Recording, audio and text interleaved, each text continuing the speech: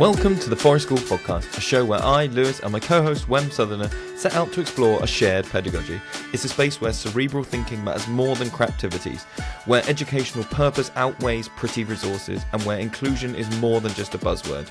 Join us as we overthink the trivial, deep dive into whatever sparks our dopamine, and reflect on what it means to truly hold space for others, holistically and without judgment.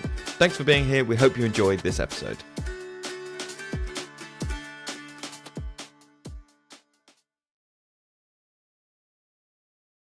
Everything else we've ever done. Oh, there's a beetle here. Hello, beetle. There was a hornet in my house, and there was a hornet over there. I asked somebody else this week if there was such a thing as a mast year for hornets, because I have seen so many hornets, and either I've pissed off the hornet community, and they're coming for me, but particularly here, way more hornets. Maybe they like the hot summer. Yeah, maybe. Lots of food for them. I don't know. It was just an interesting, what is going on? Yeah.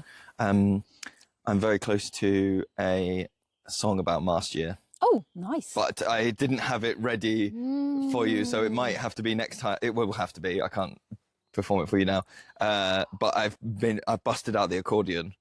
So oh my God, amazing. There's a song about mast year in the pipeline, and I'm saying it now so that I am committed, and I do have to do it. I was talking to someone the other day about, so I've got stickers on my lunchbox of bin juice, not amnesia, wet rope, and there was somebody who was with me, and they were like, "Oh yeah, you should do more of those ones. They're really..." And yes, and me and Wem said, "Okay, okay, I can do this song." Yeah. So there is one coming. Amazing. Down the pipeline. It's very weird being back in the woods. It is weird. It's weird with the camera there. Staring it. But yeah, I mean, I've walked into the woods I haven't been here for a long time, and there's just like buttloads of sweet chestnuts everywhere, so I've just been munching on them. I'm sweet chestnutted out. Is that in your Master Year song? No, don't spoil it. Okay, sorry. Okay. Trying to guess the lyrics. Yeah, so much. And also, I was saying to someone today that apples keep finding me. Oh, yeah. And people keep, and I love that. It's not, I don't want to sound ungrateful, but like every time I think, okay, I'm done with like juicing and like I did toffee apple sort of things today. Yeah. I'm like, that's going to be the end of it. And then another person will go, these were all outside my neighbour's house, and it's always like such a glut of apples. And I know. Okay.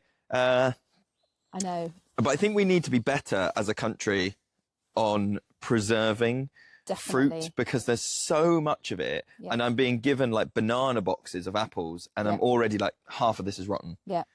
And I get that like a lot of people are just picking up, windfall ones out of their garden and going, well, somebody might want these, and they don't want the hassle of preserving them. But it feels... Have you ever dehydrated apple, apple rings? Have you done it yourself? And it's really hard. Is it take a long time? Yeah. Yeah. I had a bit of a dehydrator hyperfixation and started looking at like industrial ones with multi-shelves, and because that's what it is. I don't do it once. You're like, right. But do you know what? I think I'm going to dehydrate everything. I think I'm going to be the driest man you've ever seen. I think when it rains, I'll puff up twice the size. But no joy with apples. No. They dehydrated quite well. But then, some things you dehydrate, and then as soon as you put them in you open the Tupperware box once to get them out, and like the moisture in the air sneaks in, and the rest of them go, fuck yeah, I'm going to be an apple again. Right. Going to live my dream. Okay. So that's no good. So that's not the one. Sorry, I'm in a bit of a funny mood. I don't think I'm quite at your caffeine levels. I've only had one coffee today. What were we talking about today? So...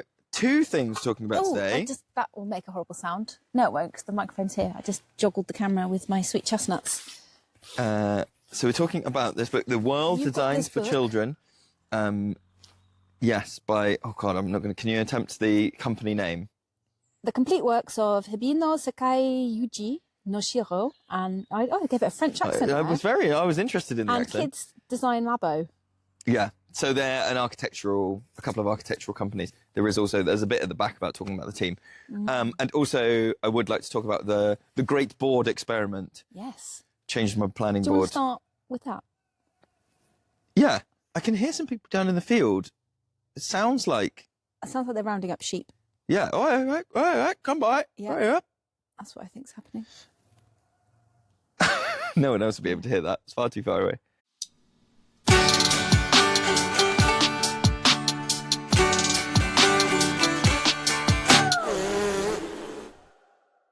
Oh, this podcast is made possible thanks to the generous people who support us on Patreon. If you're enjoying the chats that we're doing, if they're improving your practice or you're just finding them interesting, head to patreon.com/the Forest School Podcast.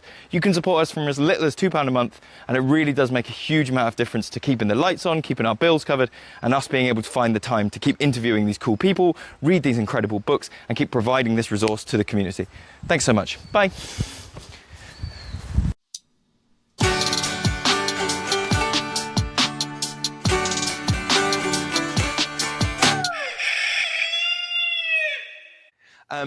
Yes, so the great board experiment, some people will have seen on the social media things, that got rid of my like rectangular, like A4 paper, but obviously blown up to, 2 foot across by 4 foot planning board, where we used to go top to bottom and put in like, this is when lunch is and this is when.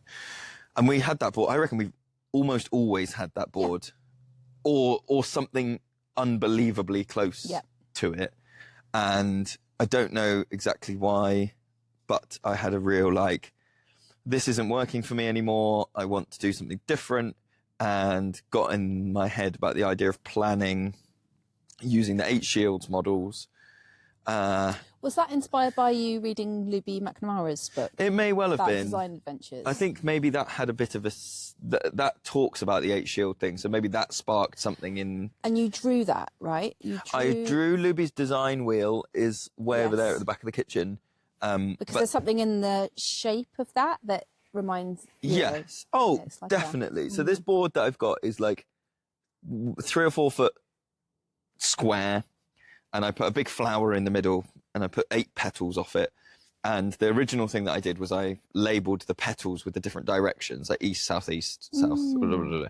And so and it's interesting, like sometimes you have that thing where like your planning influences the tools that you use, but then it also sometimes works backwards, where like whatever tools you know that you've got influences how you end up planning. So the last couple of weeks, I have been planning I use a spreadsheet, and down the first column, it says east. The first column says east, and the second one says like awakening, birth, vitality, orientation.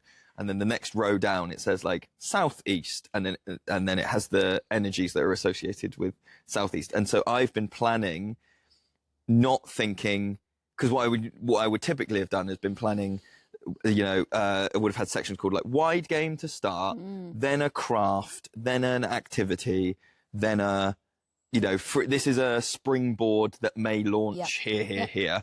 But there's something really interesting about just being like, what do I need to do? I need to orient people.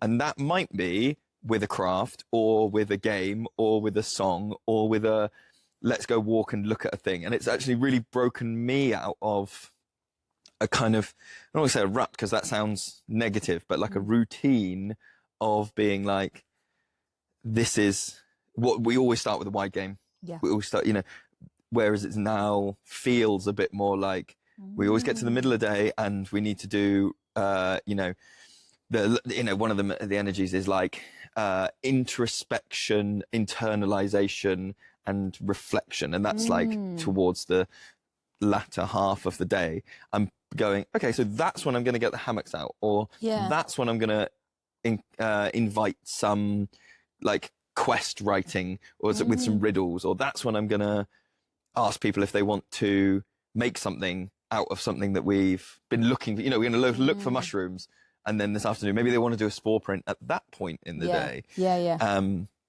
And it's been really interesting. Like for me, before we get into how have people reacted to it, like for me, it's really shaken it up, and I found it way easier to plan. Yep. I think sometimes when you're looked at the same format, you know, it's like, oh Yeah, God, I've done all the wide games. What are the wide games? Oh, okay. I've done all of the, you know, winter crafts, is it? Okay. That's probably that and that and that. Whereas sometimes what I'm finding is I'm using activities that we would always have done at this time of year, but I'm using them in different like ways because of where they sit in the day. And like, oh, the intention is not to perfect the craft of weaving. It's actually weaving as like chatting time. That's what that's for now. And so I'm not saying that the sessions look dramatically different, but my thought behind why is it now is kind of that makes a lot of sense.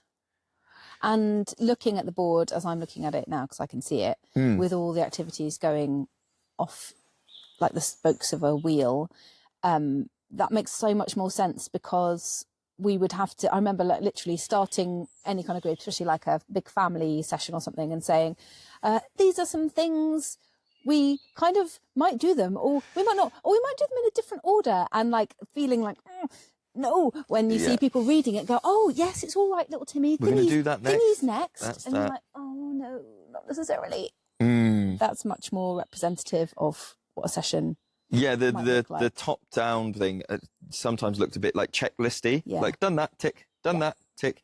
I did start with the 8 petals, I did start by painting a line out from each petal so that I had 8 very distinct sections. Which I quite quickly was like, no, this isn't working, because it's so boxy in terms of like, it's partly that thing of like, this has to happen first, then it will be this, then it will be this. And you have to fill all the boxes, because otherwise one's empty and it looks weird. Or one of them's very full, because as you well know, but like always our longer days, you know, when the homemade kids are here all day, end up being quite front loaded in the day. We're like, everyone's in and I've got them and we're here, and they need I now realise they need orienting and motivating and all those things. So like the first bit of it, like the first box would have like, okay, we're going to do this, and we're going to play Panther Attack, and then we're going to go looking for this, and then we're going to do that. And then the second box might say like painting. And I was like, oh, this doesn't look. Now it's weird. Too like each section must be equal and must have the things.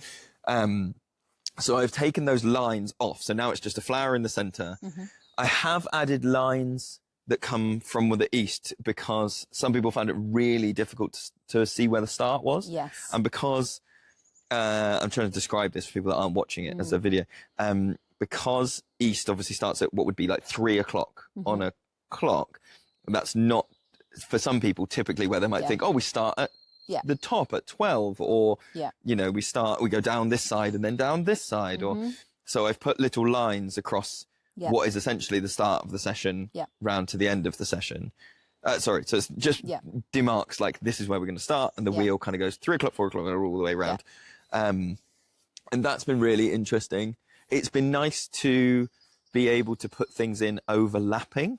So because the board is so big, that was the other thing that was annoying me, was I knew I needed to plan more, but the board wasn't big enough to write down like mushroom hunting and going to find good firewood. And I was writing, so here is a hornet. Hornets.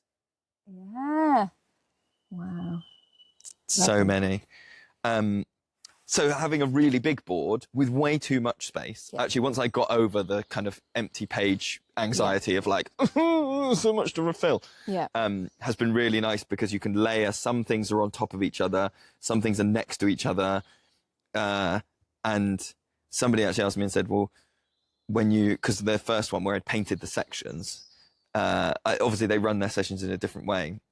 And I said, do people feel like it's tick box, that they can only do that, and then they can only do that, and then they can only do that? Whereas I think the way that they run their sessions is a bit more kind of like, what's on offer? Painting and conquer fight and running up the hill. Those are the 3 things. And they're on those, because you could run a session where you go, those 3 things are on for the next 2 hours. Those are the only things that are on for the next 2 hours. So you can then move between the activities, and there's an adult running the conquer thing, there's an adult running the you know, like more like that carousel thing where people just move freely. I was like, oh, that's interesting. I've never that's not how the sessions run. So I've never looked at those boards and been like, oh, well, if you miss your chance to do whittling, that's the time gone. Whereas having this, and also what I've been doing, which has been quite nice. This is like I've only been doing it this week, maybe last week as well. So that board's got 4 handles on it, because I now know that big boards need handles to make them easier to carry. And so at the end of the day, I've been going through with people and we've been assessing, this is the plan that was on the board that I've come in. And then, so we start the day and we go, this is my plan. Is there anything else you want to chuck on? Yeah. And I haven't told them the energies of the day. I've just said, when do you want to do I don't know, conker runs down the guttering? They're like, oh, can we do it then? You go, yeah, okay, we'll put that in. And then at the end of the day, we go, okay, anything we need to add to the board, anything we need to cross out. And then we take that up so the parents can then see what have we done today. But it's also been really interesting crossing things out because that thing where we have said that everybody has, where you're like, oh, I'm being watched, and am I providing enough? Am I doing enough to value am I worth the money? Taking the board up with things crossed out. Yeah. I realized that for me was look at what I planned. Oh, nice. So even if the board is this is crossed out, and this is crossed out, and this is crossed out, and all afternoon it says sled pulling in the old wheelbarrow. Yes. What I'm also showing people is, but I also set this up for you kids, and I also invited this, and also, and it's like showing them that my planning got changed is like another layer of transparency, which I'm really enjoying. Just again, in that kind of validation, am I doing things? And it's again, that's a me thing, isn't it? It's, I don't know that anyone has ever felt that way when they come up and see the board, because the boards are always so full when we show the parents what have they done. Yeah. But there's another layer to it to be like, here's the planning I did. Yes. Here's what we ended up doing as a group. Yeah. And also, modeling that, the kids have so much agency. Look at all the things they ignored. Look at all the invitations I clearly put out and they didn't go for, which is lush. Yeah. I'll say that. I'll try and sound more convincing, which is fine. Yeah, which is absolutely fine, and I wasn't even worried about it. Not even one bit.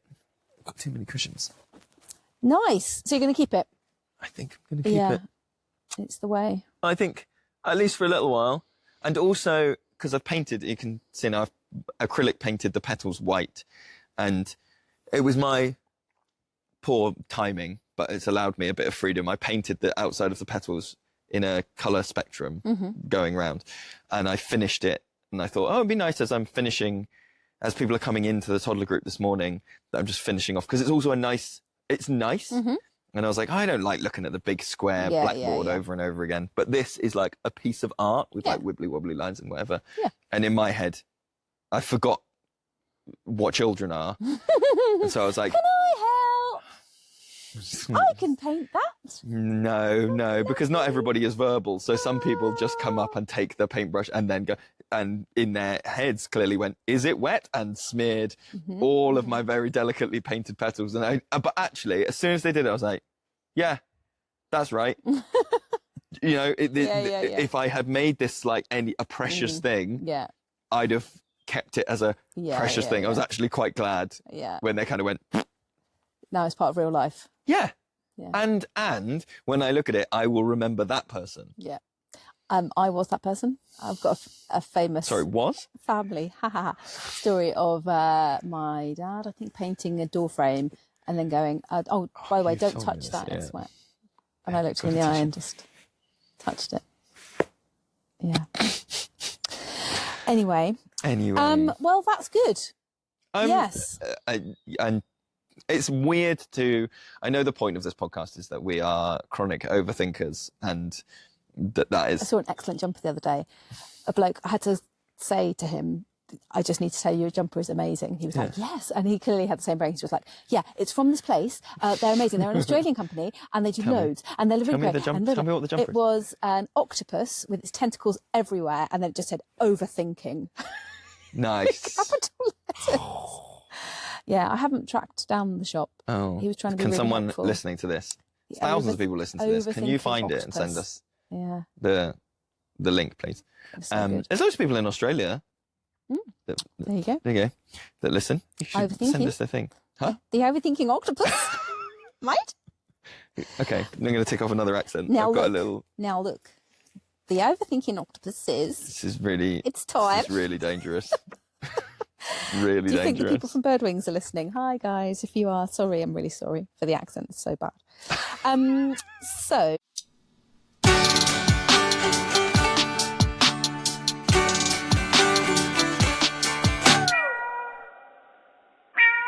You've got this book called The World Designed for Children. Oh my gosh, it's got such beautiful pictures. There's got a picture of kids going down a slide. You can hold it up, so you don't have to show me. I've seen it, but you can. People can. Oh my god! But I also want to make sure that people who are not watching. Oh sure, of course, yeah. Understand? No, they should go and find the podcast on YouTube or watch the video on Spotify. They can watch the video podcast. Yeah. And then that's good for some reason. I don't know. So these nurseries are all in Japan, is that right? Yep. They're all in Japan. And there's a lot of lovely natural wood and brick. And you were telling me something interesting about this book, about how the spaces are designed to be used for other things in the future. Is that right? So there's a bit in there, and maybe I might be slightly misquoting this, but that the external building in Japan has to be multi-purpose, so that the internal furnishings, not that it all has to be like nothing can be stuck to the wall. It's not like a rental house, but that, you know, it might have like big bay windows of glass. Yeah. But that the spaces have to be big enough that if in 20 years' time, when that business comes to an end, that they then assess the community needs and kind of go, oh, actually, what we need is a retirement home. Yeah.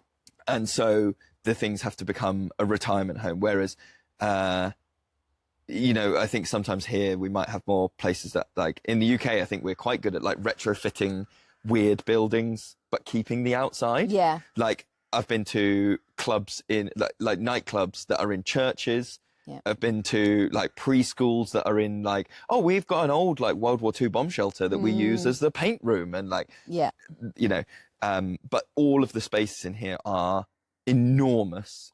Like they're, and even some of them that are like, oh yes, we're tucked away in the middle of the city. And I was looking at it and going, that's huge. Wow. There's a couple of them that are like, I wouldn't expect that from Japan, but well, no, this is what I'm saying. One of them is on the second floor of a like high-rise building, and they're like, the first floor is the offices for whatever company, and the second floor is a nursery. Do you think they definitely are enormous, or do you think they look enormous because there's so much space? There's nothing in them. They're open plan and minimal, aren't they? Minimal is the word. Minimalist, and that is part of the... So I will say, I said this to you earlier, and I'll say it again while I'm being recorded, that I was a bit disappointed by this book because I bought it thinking that there was going to be a lot more content and philosophy and kind of like, here's our belief and our design principles, and almost like reading a book about feng shui, but for childcare spaces. And that's what I was expecting, you know, rules of like the tables must never be too close to the window, but they must do this. Actually, this book is 95% lovely pictures. Yeah. Really nice coffee table book. And there's an interview dotted throughout where they're interviewing the architects about each one and saying, well, why was this important? Yeah. And what was this? So it is interesting because some of it is more about them saying, well, this is from the coastal region of Japan. And so actually the salt air is a big concern here. So there is no iron used on the outside, and the children are, you know, northwest facing because that's something, the way the wind goes. Or, this one is built in the mountains. So heat, you know, heat retention was the thing. Yeah. And so you can see that play out in these kind of shapes and a layout that looks like this, you know. Yeah. And I mean, the images are quite inspiring because you can clearly see some design ideas that would be very rare to make in the UK. Like there's I'm looking at a picture and it's got two bits of a building, and then in the middle they've built a pond, just sort of as part of an open space between two buildings, which makes so much sense because it's so then easy to get to this little bit of outside space, but it's got a bit of an overhang on the roof so that if it does start to rain, then you've got shelter. It's a big porch area, isn't it? Yeah, and things like that. That you're like, that just makes so much sense if you're thinking about spaces for play. And there was a similar picture I saw earlier where they had embedded a sandpit in a room. So they've made the floor go down to make space for a permanent sandpit. So like the architecture actually, actually thinking about play at the architecture level rather than afterwards. There's a bit in there which is talking about, and that's one of the things that I think is interesting about, we've said that it's all very clean, it's all very minimalist, but one of the reasons I think it looks that way is because the play spaces are built into the internal architecture. Yeah. Sprinkled through, there are... Another hornet? Hornet! If the sudden recording just goes like... Yeah. It's because I've been horneted.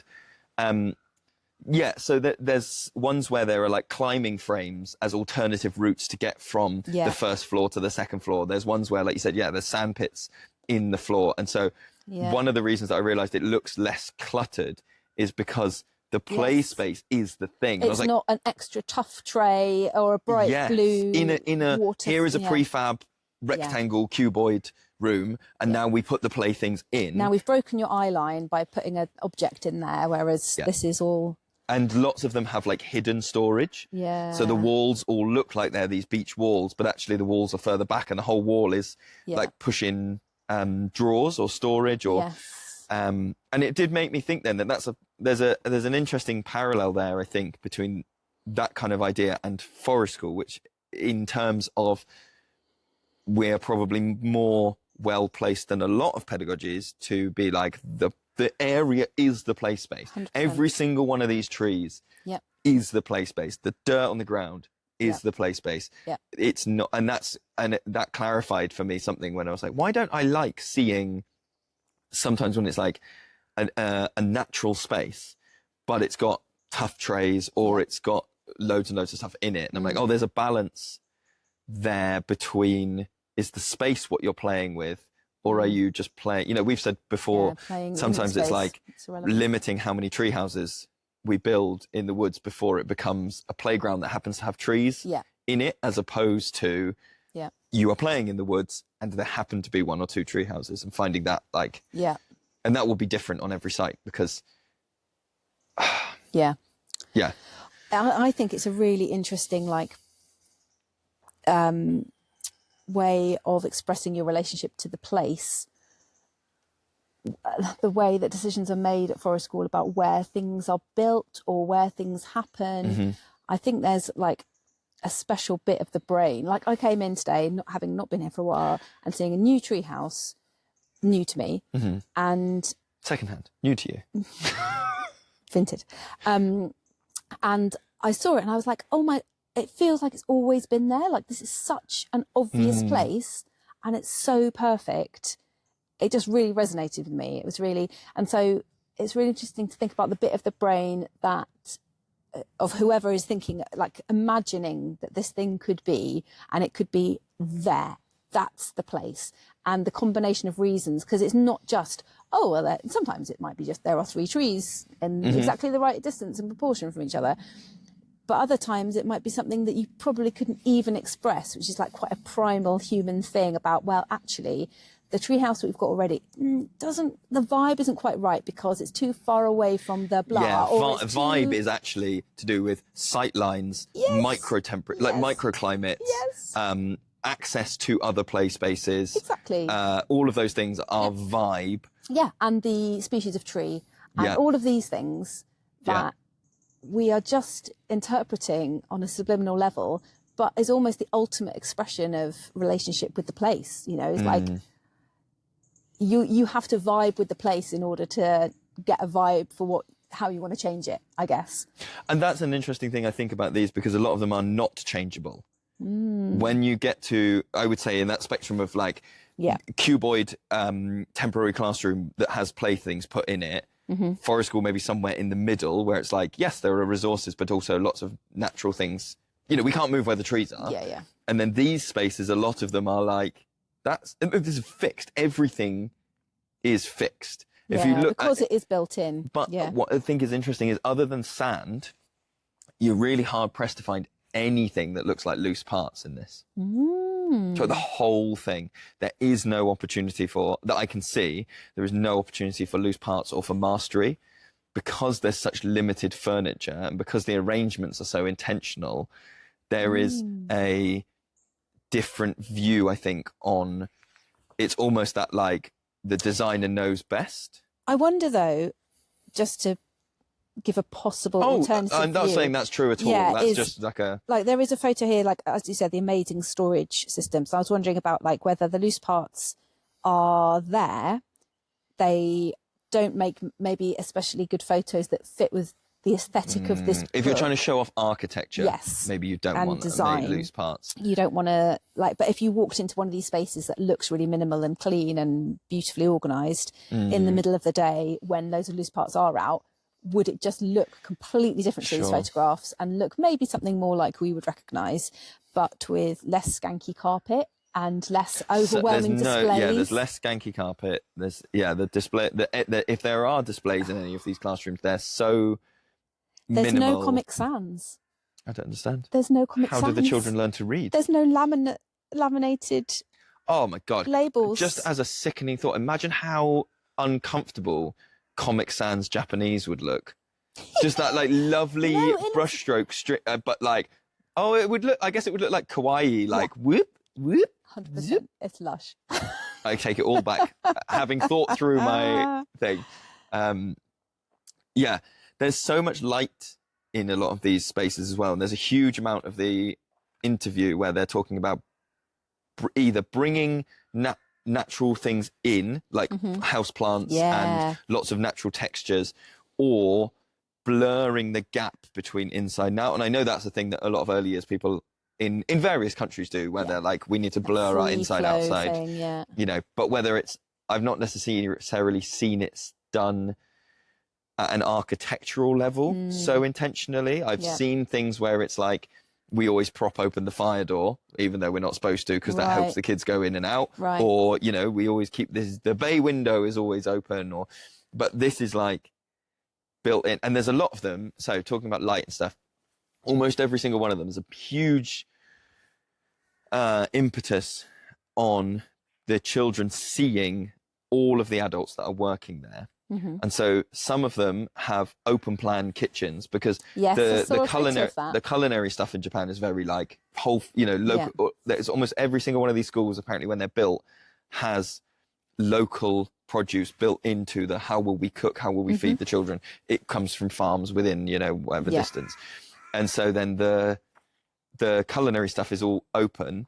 There's also, and they can see the adults. There's a photo here of, I've lost it now, but of a glass wall in the kitchen and the little children in their little uniforms. Yeah, here it is. Watching their lunch being made. Yes, so that's a different, so there's some where it's behind a glass wall, and there's some where it's like the kids could interact with it. Oh, wow. And then as a different parallel, there's one, I can't remember where it is, maybe I put a sticker on it, where all of the plumbing for the toilet is behind a glass wall. Oh, wow. So the kids can see the pipes work, and it's all labelled so that now, again, maybe things are done differently, and maybe this book is just to show off architecture, but it's not tactile. The ones where the cooking is behind the screen, they're behind a glass panel. It's, it looks cute until it's like, well, maybe they really want to cook. And like the pipe work and, maybe other things happen, but a lot of it somehow maybe hits something for me, which is like, oh yeah, we're showing them. Yeah. That's not how kids learn. But they can see it. Yeah. I know kids. That's not how kids that I know. But maybe better than nothing. Is it better than nothing? Absolutely. Yeah. I'm not denying that at all. Is it an interesting, if you're just in charge of the architecture, is that a really interesting thing to put in? Yeah. Because maybe it sparks some ideas. Yeah. Maybe it, Yeah, exactly. Sparks conversation. It springboards and whatever else. I'm just positing that I would also like to see, to know like, oh, and also they have guttering that they can get out next to it, or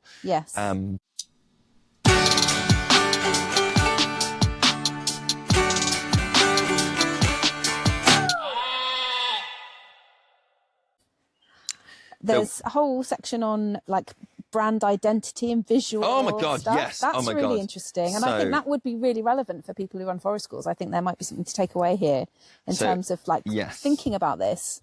Yes, and they talk a lot about that being like the community building bit, and they talk about the importance of uniform to them, and that then and logo design. Yeah. So there's huge amounts in there where they're like, we design the school and it gets its own logo. And by logo, I don't mean the type of logo that lots of primary schools in the UK seem to have, which is like a little cartoony school on a hill, you know, like on an archway hill, and there's a little cartoony school, and then across it in like held up by a scroll, almost like the Comic Sans version of a family crest. Yeah. It kind of says like Madel Peas Primary School or whatever. The logos in this book for the schools are like, you could wear them on a shirt. Yeah. And they're like edgy and sharp. There's like and like slick ones that look like, business cards for maybe a financial advisor. Just like a circle or and a like line. Beautiful, birds and natural items. And them talking about that then going on to uniforms and that being part of the brand identity. No, brand identity and also community building. And I was like, oh, yeah, it gave me some little feelings about like, is that something that by being so, you know, most of what we do is homemade or young kids, they just wear their own stuff, but we do hand out, I've got them. I've got one on my coat. I've got one on my, it's on the other side. On the other side of your coat. Yeah. These patches that people can put on, and that like ties us together. And it's really hard to know. So like if you were going to design a logo now, it might be easier because you kind of know what it is. But when you're starting out, oh, for sure, you have maybe an idea about what it's going to be. And then, so that's quite hard.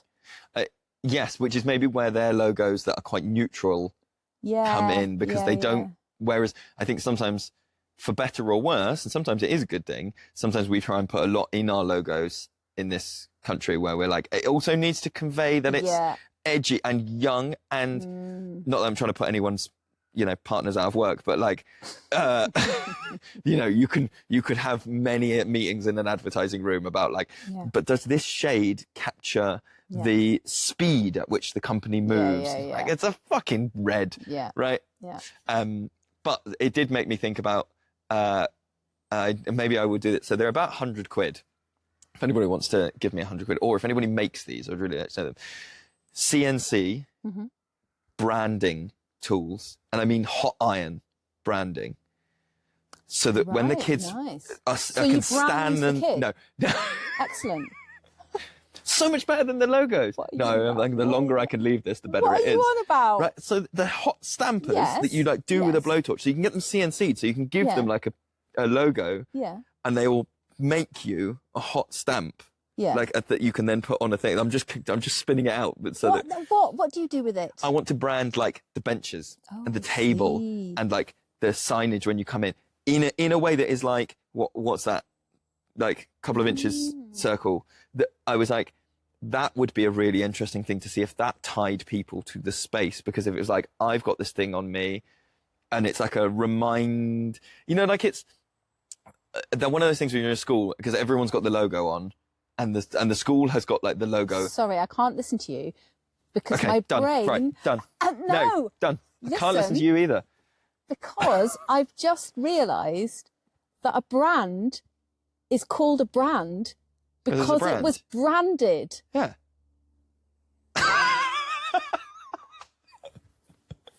Don't tell me you didn't know that. I knew that. Like, like brand your cow. Yeah. Your brand. Yeah. Oh my God. Wow. That just needs to take a moment and sit with you on the word brand. Oh my God. Yeah. Wow. So anyway, I'm going to brand the kids and the adults at the family group. Brand the benches. I don't. No, I haven't. I haven't. But that was one of the ways where I was like, how do you not force people into like navy blue jumpers, but imbue a space? Because the other, and then I was like, maybe you have some, and I was like, oh, is it like hanging, you know, like fabric type of like banners with the logo on them? And I was like, I think that can very easily look quite corporate-y and can then take me out of the like, oh, well, this is a neutral space. If you're, so I'm interested to explore, for me and for the groups that are here, what is the right spaces to introduce that like community building branding-y type thing. I also explored the idea, and the kids didn't really go for it, of having some sort of like, not a secret handshake, but some sort of slightly alternative way that we like greet each other, that we're like scouts. Like scouts. But then because a lot of the kids that come to particularly like home ed stuff here, and even actually to the young families group, they see each other at other groups. And I had this little daydream of them meeting up at like another home ed gymnastics, seeing each other and being closer and closer to the guy who runs the cult in the woods. You mean closer and closer? You're just growing into your culty vibe. No, I know what you mean, but I don't think you can force that stuff. I think it just happens. which is why I just went, I was just thinking about, when you really float an idea really lightly. Yeah. Oh, I watched a thing the other day when people were talking about secret handshakes. And then I look, like this for any, it's like that guy. Yeah. We've both seen that guy on Instagram that it says like, oh, conversations I have when I'm meeting someone for the first time. We're like, it's so cool that like, I just think that people could live however they want to live. Real big eyes. Just like, because love is love, isn't it? Any reaction? Yeah. Yeah, that's how I floated the idea of like, do we want to do any kind of cool handshakes? No. Okay. I think it's things that how do you would never see as well. So like the wolf call, like, but you wouldn't be there to see them do it. They may already be doing it. But is that brand? Because that's also like, but that's what I'm interested in, because this book has kind of raised this idea of like, that is one way that a community can come together. I think that is still, I don't think it's brand, but I think it is community language like creation. Yeah. Or shared behaviours. Okay, I won't brand shared the phrases. Children. Can I get a brand? Like the text that Emma sent the other day. So Emma, are you about to drop someone in it? What? No, she works here in the woods, and she just texted us and said, "I just told a moth that flew into me, stop it, I don't like it." Oh yeah. Stop it, I don't like it. People just like take "stop it, I don't like it" as a thing into the rest of their lives. That is community building. It's like, or things like that, little things that are that's just the way we do things here. That's what I mean. I'm not desperately saying like, oh my God, I have to do that now I've read this book. It was just an interesting exploration of like, oh, right, is there anything visual? Yeah. But, and also very interesting if you were setting up a space, like this book would be great for somebody who's like thinking about doing something like this. I think it would be like, there'd be just as part of lots of things you might read or look at to get inspiration, I think. I met someone the other day who wanted to talk to me a bit because they were like, oh, I actually have a house and it's got lots of land and it used to be used as a small holding, but we don't want to do that. And we want to invite the local community to be more of a part of this place because we're not going to use this land for our own use. We've got a polytunnel, we've got this, we've got that. Don't quite know what it is yet. Definitely want to work with the home ed community. So people like that who are like, ooh, like, this book is so vibey and just gives you some inspiration, I think, about like, oh, this is how it could look and this is how it could function, even though you're probably going to be hard pressed to recreate any of these things because we're not in Japan.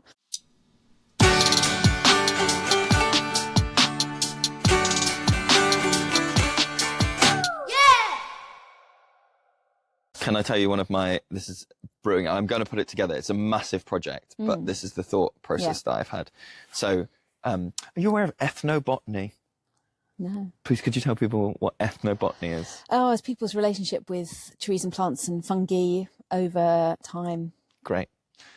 I am going to develop Ludo Botany. Oh, are you? What's Ludo Botany? Buddy. Tell me.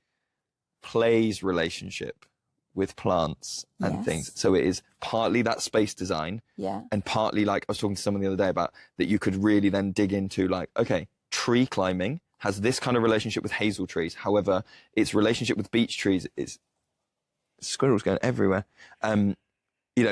the branch pattern on beech trees is often too high for people to take and think, okay, so what you want to do is, and then this is what you need, because you need loose parts play. And so these are the plants and things that involve loose parts play. And so it is like play and botany, and I'm going to put them together. And this is going out into the world, so I will have recorded that I have had this idea to put this project together. You need to write this down, because you need to be able to quote yourself, I learnt this week. Oh, yeah. Even podcasts. So if you're writing something, like a proper thing. I don't do proper things. You do proper things now. I don't yet. I'm still knocking about in the woods, dancing around, doing silly videos in a skirt. We've gone on very different tracks now. Yeah, but you're using the term Ludo Botany. That's a proper thing. So you've got to remember that you first coined it on this day. On this podcast. That's very freaking cool. And my brain automatically was like, and the history of that. And some things that might be the same for thousands of years, like Play's relationship with this certain tree. Yeah. Plant. Yeah. Oh my God, there's dandelion trumpets, there's like grass. Yeah, buddy. Cup whistles. Yeah. It's a good one, isn't it? Oh, it's a really good one. Yeah. So that's my project that I am starting work on at the moment. I am very up for, if anybody's listening to this and they're like, I want to be involved, because I also think it could be a really interesting thing to do. This is a big project and I'm signing myself up to things. If you've got this far, you're on board. Internationally, and look at like species that I do not have here, king of the UK's trees, do not have, and being like, well, that niche about tree climbing is actually filled by these trees and shrubs in Southeast Asia. And things that maybe don't happen here at all, like types of play that happen in relationship with a certain plant in a certain You were place. talking about somebody playing with in a huge forest of bamboo. Yeah. Which just sounded amazing. But links to this, because I was thinking like part of that Ludo Botany is the planting and arranging of those trees, and the like multi-level thing of like, you got to put this in, but then in year 2, and almost in a permaculture type way, you could be facilitating like a community space in this one, whilst also growing one that's 200 meters that way, because this one is going to not just the site needs a rest, but like these trees will need to be cut and and left and coppiced, and so that one is actually on the cycle. And the specific reason being, and this is, we went to that arboretum the other day and they were talking about like crop harvests and yields, and I was like, oh right, but if you were trying to yield play, how would you then approach woodland management? And this book has made me kind of go like, oh yeah, I think that's an architectural thing. I've just gone into a basically dream world. I've been kicking it around for a little while, and it's very quiet. It's taken me a little while to be like, I'm actually doing that thing. Oh my God. Bloody love it. Yeah. So if people are listening, the Ludo Botany movement. Have you seen Robin Wall Kimmerer's new thing? Yes. So it was linked to Dig Baby Dig. No. Oh, so her, her. She's braiding sweetgrass and gathering moss and other lovely things. Serviceberry tree. Yeah. She has launched a movement in response to Trump saying drill baby drill. She's like, that is the opposite of what we need. We need to dig baby dig. No, plant baby plant, not dig baby dig. Plant baby plant. I saw an interview with her where she was saying that she was saying specifically in America that the conservation movement is similar to this book of me saying like, it feels like you couldn't touch anything in some of these places. It's so pristine. Yeah.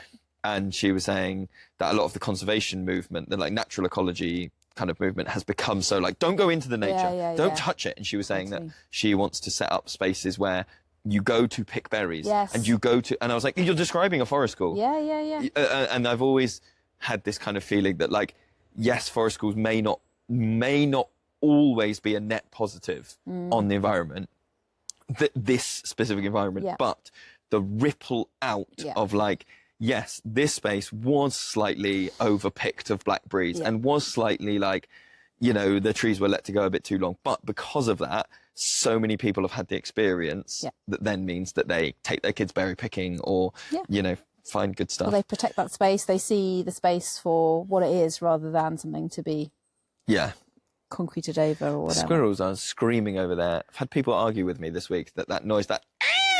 Yeah, what bird is that? Yeah, no. It's a squirrel. Yeah. It's a squirrel. And you can't believe it till you see it with your own eyes sometimes. Please could we, just before we finish, please could we add some of these nurseries to our hypothetical mystery education world tour that we're going on, where we go around... Listen, TV producers, honestly, if you want to make the big bucks... Anyone who's just got too much money, who just wants to, like, give us some money... Send a couple of wonks round who are chronic overthinkers about education to go and, like... So I'd like to add these to our hypothetical trip. Yes. So we go and see some of these. Lovely. Please. I'm up for it. Grand. I am committing. Again, I will have a song for you to listen to. Nice. Next time around.